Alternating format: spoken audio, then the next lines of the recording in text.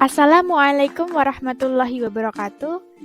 Kami dari mahasiswa Universitas Duta Bangsa Surakarta.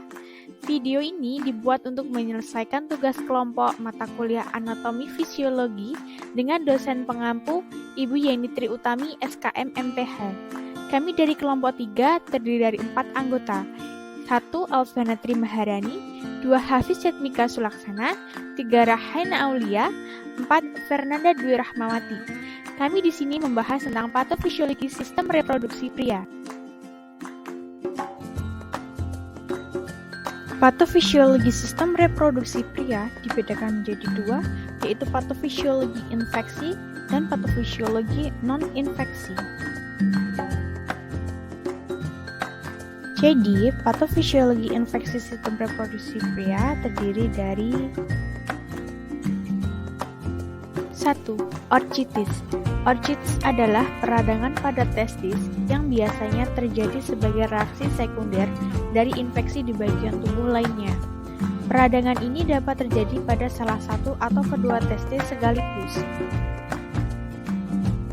Beberapa penyebab orchitis antara lain adalah bakteri, virus, orchitis idiopatik, atau orchitis yang tidak diketahui penyebabnya. Kemudian, hasil anamnesa yang ditemukan pada pasien orchitis antara lain 1. Pembengkakan dan rasa nyeri pada salah satu atau kedua testis 2. Nyeri ketika buang air kecil saat berhubungan seks dan nyeri pada bagian selangkangan. Kemudian, ketiga, adanya darah pada cairan sperma, dan keempat, rasa tidak nyaman pada testis. Lalu, beberapa pemeriksaan penunjang yang dilakukan untuk menegakkan diagnosis orchitis, antara lain 1. Pemeriksaan urin, untuk mengetahui adanya infeksi menular seksual atau bakteri lain yang menjadi penyebab infeksi. Kedua, ada pemeriksaan darah, untuk mengetahui apakah pasien terinfeksi virus, HIV, sifilis, atau infeksi menular seksual lainnya. Lalu, yang ketiga ada pemeriksaan testis menggunakan USG. Keempat, ada pemeriksaan colok dubur untuk mengetahui apakah ada pembengkakan atau pembesaran prostat. Kemudian, penata laksanaan yang dapat diberikan pada pasien orchitis antara lain bahwa sebagian besar pasien orchitis akan sembuh spontan dalam 3-10 hari, kecuali penyebabnya utama bakteri. Kemudian pengobatan berfokus pada infeksi, meringankan gejala, mencegah penularan, dan mengurangi komplikasi yang dapat terjadi. Kemudian dengan pengobatan dengan pemberian antibiotika dan antiinflamasi seperti ibuprofen dan naprofen. Patofisiologi infeksi selanjutnya ada epididymitis, merupakan peradangan pada epididymis atau saluran bergulung-gulung yang menghubungkan testis dan vas deferens. Kemudian, penyebab epididymitis sebagian besar adalah infeksi bakteri. Bakteri yang berhubungan dengan infeksi saluran kemih, infeksi prostat, dan infeksi menular seksual. Selanjutnya, beberapa hasil anamnesa yang ditemukan pada pasien epididymitis antara lain 1. Skrotum membengkak, sakit saat disentuh dan berwarna kemerahan 2. Testis nyeri saat disentuh dan nyeri saat buang air kecil. Ketiga, terdapat darah pada cairan sperma. Hasil anamnesa yang ketiga, adanya rasa tidak nyaman atau nyeri pada perut bagian bawah atau sekitar panggul. Kemudian, ada pembesaran kelenjar getah bening di pangkal paha. Pemeriksaan penunjang A. Pemeriksaan urin dan cairan yang keluar dari uretra. B. Pemeriksaan darah. C. Pemeriksaan USG. Pelaksanaan pemberian antibiotik K dan obat pereda nyeri. B. Pembedahan apabila sudah terjadi abses. Prostatitis, peradangan atau inflamasi yang terjadi pada kelenjar prostat. Adalah prostatitis bakteri akut, prostatitis bakteri kronis, chronic prostatitis atau chronic pelvic pain syndrome, asymptomatic inflammatory prostatitis, anamnesia, prostatitis bakteri akut atau gejala demam, menggigil, nyeri sendi dan pegal-pegal. Kedua, aliran urin melemah dan nyeri saat berkemih. Tiga, nyeri punggung bawah dan nyeri pada pangkal penis atau bagian belakang struktum, dan selalu merasa ingin buang air besar.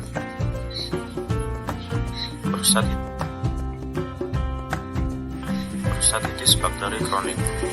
Gejala: selalu ingin buang air kecil, terutama pada malam hari, atau tidak dapat buang air kecil.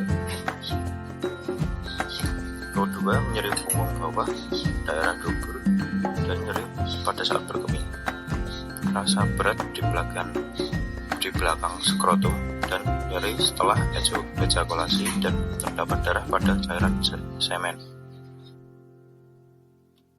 Pemeriksaan penunjang.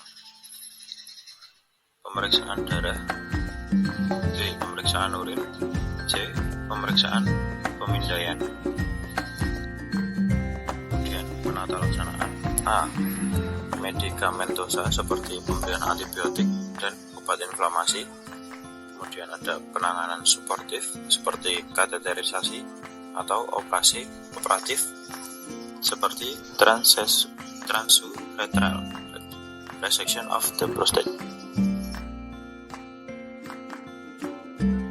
Yang keempat, balanitis atau peradangan pada kulup atau kepala penis. Balanitis yang paling umum adalah infeksi bakteri atau jamur. Selain infeksi, balanitis juga bisa disebabkan oleh berbagai faktor lain seperti batang yang membuat kulit penis mudah kering dan iritasi, alergi terhadap pelumas kondom berbahan latex, konsumsi obat-obatan tertentu seperti obat pencahar, obat pereda nyeri, dan antibiotik. Infeksi menular seksual seperti sifilis, trichomoniasis, dan gonorrhea. Kelainan pada kulit seperti eksim dan psoriasis. Cedera pada bagian ujung penis atau kulup. Penyakit atau kelainan tertentu seperti diabetes atau fimosis, dan obesitas. Kemudian ada hasil anamnesa balanitis. Yang pertama, dikarenakan iritasi. Yang kedua, nyeri terbakar saat kencing lebih sakit. Yang ketiga, sekret berbau tidak sedap. Yang keempat, nyeri KGN regional. Yang kelima, tanpa adanya eksudat dan keluarnya cairan nanah. Selanjutnya ada pemeriksaan penunjang untuk balanitis. Yang pertama ada tes rapid, yang kedua ada kultur siklit. Penata laksanaan balanitis. Yang pertama yaitu pembersihan lokal sederhana jika diakibatkan HISMI kurang baik. Yang kedua, diberi krim hidrokortison 0,5% dan salep antibiotik 2 kali sehari. Yang ketiga, akibat streptokokus diberi ampicillin sistemik. Yang keempat, keadaan berulang dianjurkan dilakukan insisi atau sikumisi. Selanjutnya yang kelima, gonorea. Kencing nanah atau gonorea adalah salah satu penyakit menular seksual. Gonorea biasanya terjadi di bagian tubuh yang hangat dan lembab, seperti kelamin, anus, atau tenggorokan. Selanjutnya ada hasil anamnesa gonorea. Yang pertama, ditandai dengan rasa sakit atau nyeri saat buang air kecil.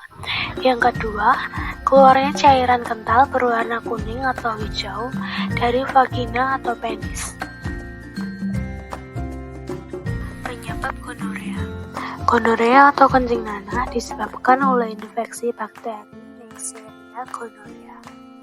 Penyebaran bakteri ini dapat terjadi melalui hubungan seksual, baik melalui vagina, mulut, atau anus, serta penggunaan bersama alat bantu seks dan kontak dari kulit ke kulit. Selanjutnya ada pemeriksaan penunjang untuk gonorea. Yang pertama ada tes urin. Pemeriksaan ini dapat membantu untuk mengidentifikasi bakteri di uretra pengidap. Kemudian yang kedua ada tes darah. Tes ini bertujuan untuk mengetahui apakah infeksi sudah menyebar ke dalam darah. Kemudian ada penata laksanaan gonorea. Yang pertama, memberikan suntikan antibiotik dan obat oral pada pengidap dan pasangannya. Yang kedua, pengidap juga dianjurkan untuk tidak melakukan hubungan seksual terlebih dahulu. Yang ketiga, melakukan pemeriksaan setelah 1-2 minggu untuk memastikan bakteri gonorea telah hilang sepenuhnya. Patofisiologi yang kedua adalah patofisiologi non-infeksi pada sistem reproduksi pria. Gangguan non-infeksi pada sistem reproduksi pria. Yang pertama, benigna prostatik hiperplasia atau BPH. BPH ini disebut juga pembesaran prostat jinak, adalah suatu kondisi pembengkakan prostat. Selanjutnya, penyebab BPH. Penyebab BPH secara pasti belum diketahui. Selanjutnya ada anamnesa penyakit BPH. Yang pertama ada inkontinesia urin, yang kedua ada sulit mengeluarkan urin, aliran air tersendat-sendat, dan tidak merasa tuntas setelah berkemih. Yang ketiga ada nyeri pada saat buang air kecil, dan mengeluarkan urin yang disertai darah. Pemeriksaan penunjang pada penyakit BPH ada beberapa jenis. Yang pertama ada pemeriksaan, yang kedua ada pemeriksaan biopsi prostat, yang ketiga ada pemeriksaan darah, yang keempat ada pemeriksaan CT urogram, yang kelima ada pemeriksaan pielografi, yang keenam ada pemeriksaan USG, dan yang terakhir ada pemeriksaan sistoskopy. Untuk penata laksanaan penyakit BPH ada 3. Yang pertama, regresi prostat transuretral. Yang kedua ada vaporasi prostat transuretral. Dan yang ketiga ada transuretral microwave thermotherapy. Untuk penyakit selanjutnya yaitu infertilitas. Infertilitas didefinisikan sebagai salah satu kegagalan untuk mencapai kehamilan setelah 1 tahun atau lebih melakukan hubungan seksual secara reguler tanpa menggunakan alat kontrasepsi. Ada 2 jenis pada penyakit infertilitas. Yang pertama, infertilitas primer. Infertilitas primer yaitu suatu keadaan di mana pria tidak bisa menghamili wanita, meskipun telah melakukan hubungan seksual tanpa kontrasepsi secara teratur selama lebih dari 12 bulan. Untuk jenis yang kedua, infertilitas sekunder. Suatu keadaan di mana pria pernah menghamili wanita, tetapi kemudian tidak mampu menghamili lagi, meskipun telah melakukan hubungan seksual tanpa kontrasepsi secara teratur selama 12 bulan. Penyebab penyakit infertilitas ada 3. Yang pertama ialah pretestikular, yaitu kondisi-kondisi di luar testis yang mempengaruhi proses spermatogenesis. Penyebab yang kedua adalah testikular. Kondisi testikular yang menyebabkan infertilitas antara lain adalah adanya kelainan kromosom. Fertilitas yang terakhir yaitu post-testikular. Gangguan pada jalur reproduksi termasuk epididymis, vas deferens, dan ductus ejaculatoris. Untuk selanjutnya, kita membahas pemeriksaan penunjang penyakit infertilitas. Pemeriksaan makroskopik cairan semen meliputi 5 hal pokok yaitu yang pertama ada pH, yang kedua ada koagulasi, yang ketiga ada warna, yang keempat ada viskositas, yang kelima ada volume semen. Sekian video dari kami, kurang lebihnya kami mohon maaf. Terima kasih. Assalamualaikum warahmatullahi wabarakatuh.